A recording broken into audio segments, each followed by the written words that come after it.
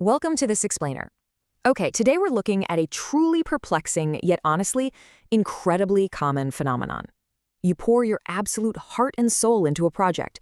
You work incredibly hard for some recognition.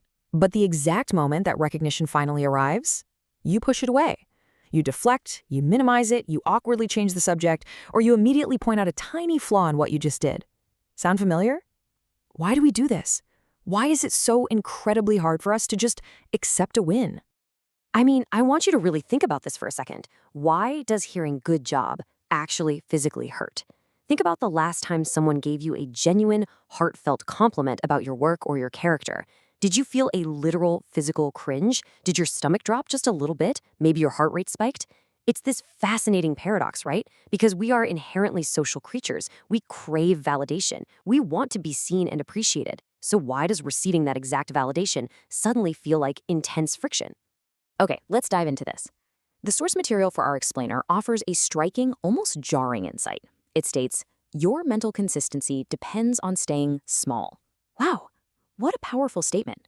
We are actively rejecting the validation we deeply crave because accepting it would actually break our internal consistency.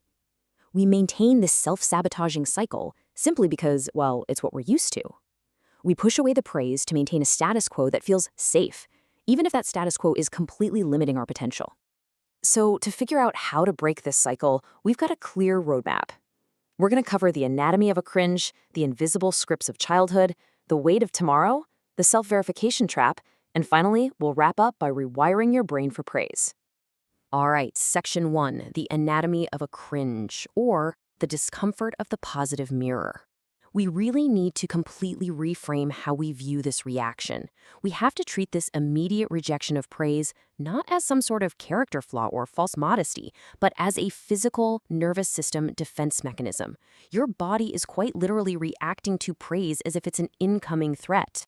And that brings us to an absolutely crucial psychological concept, cognitive dissonance. Think of this as the intense mental friction you experience when new information, in this case praise, directly conflicts with your existing self-image.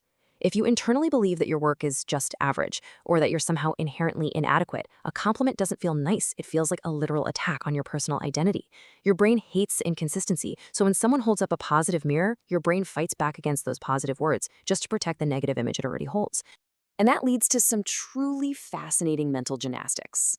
Someone comes up to you and says, hey, your presentation was brilliant today, and your brain instantly, automatically translates that to, oh, they're just being nice, they don't really mean it, or they clearly weren't paying close attention to the mistakes I made.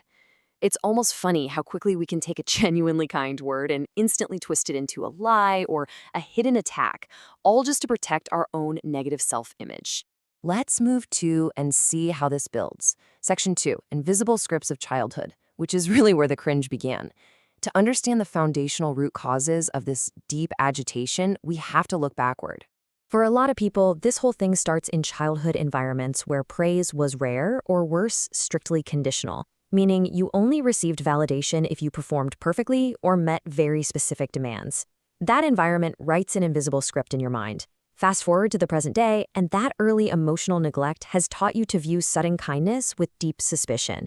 And your future outlook? It creates this constant waiting for the other shoe to drop mentality in your adult relationships.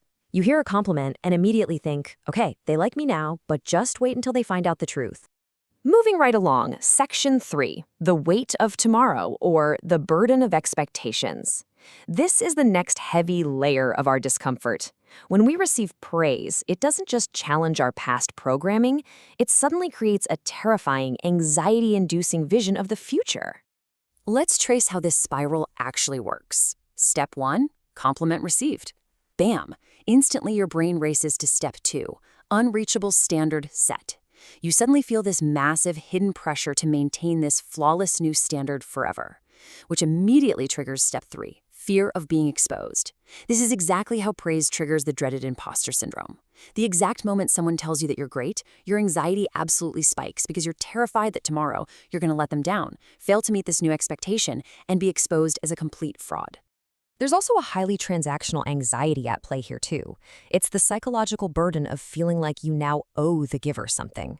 Often we deflect praise because accepting it feels like taking on a hidden debt. If I accept your compliment, do I now owe you a favor? Do I owe you unending excellence and loyalty? It is incredibly stressful to view a simple, kind word as a binding long-term contract. Section 4, the self-verification trap, or protecting the internal map. This is where we explore the subconscious mechanics at play, looking at the actual science of how and why we selectively filter the feedback we receive from the world.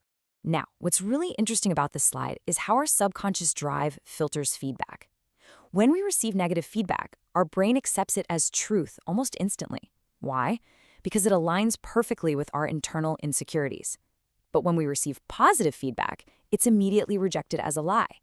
We actively filter out good feedback as a misguided attempt to protect our own integrity and keep our internal map consistent. We are subconsciously seeking information that confirms our insecurities. Think about that. It means we would literally rather be right about our own flaws than be happily surprised by our strengths. Finally, Section 5, rewiring your brain for praise. The solution. We've mapped out the problem, we understand the psychology and the heavy burdens we carry, but we are absolutely not going to leave you stuck in this self-sabotage cycle. Let's shift gears and look at the cure. All right, so how do we actually bridge this gap between discomfort and acceptance? Step 1, experience the cringe. Seriously, don't fight the physical feeling. Acknowledge it. Let your stomach drop, but don't let it dictate your reaction. Step 2, use the thank you framework. Now, this is surprisingly difficult, but highly effective. When the compliment comes, do not deflect. Do not explain why it wasn't a big deal. Do not point out someone else who helped. Just say, thank you. Full stop. Let the awkward silence sit there. And step 3, build praise tolerance via small wins. You're building a brand new neural pathway here. Start by practicing this framework with tiny compliments about your shirt or your punctuality, and slowly work your way up to accepting praise about your core talents and major achievements. And this brilliantly illustrates the ultimate paradigm shift we need to make to fully heal. We must stop viewing praise as a heavy debt and start viewing it as a free gift. A compliment is not a transaction. It does not set an impossible, punishing standard for tomorrow, and it absolutely does not mean you owe the giver anything in return. It's simply a gift. And the only appropriate, polite thing to do with a gift is to graciously accept it. Which brings us to a final, provocative question. Will you finally stop apologizing for your excellence? You have the framework now. You understand the cognitive dissonance, the childhood scripts, the fear of tomorrow, and the self-verification trap. The next time someone recognizes your hard work, I challenge you to break the cycle. Don't shrink down just to maintain your mental consistency. Embrace your achievements. Feel the cringe, say a simple thank you, and confidently step into the excellence you have rightfully earned.